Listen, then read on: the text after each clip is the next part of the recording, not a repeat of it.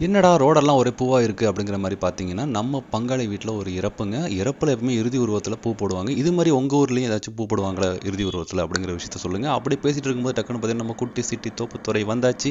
அங்க ஒரு speed breaker வந்தோனே எனக்கு எப்பவுமே ஒரு பதட்டம் வருங்க. ஏன்னா நான் வச்சிருக்கிறது எக்ஸல் 100 அந்த வண்டி எப்போ ஸ்லோ ஆனாலும் எப்படி நிக்குங்கிறது நமக்கே தெரியாது. இது எக்ஸல் 100 யூஸ் பண்றவங்களுக்கு மட்டுமே தெரியிற விஷயம் கூட சொல்லலாம்.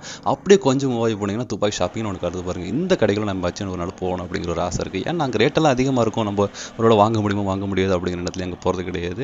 உங்களுக்கு இந்த மாதிரி ஒரு சில கடைகளுக்கு நீங்க போக முடியாம இருக்கிறீங்களா? எக்ஸ்பென்சிவா இருக்கும் அப்படின்னு நினைச்சிட்டு இருக்கிற மாதிரி உள்ள கடைகள் இருக்கா அப்படிங்கிற விஷயத்த சொல்லி விடுங்க.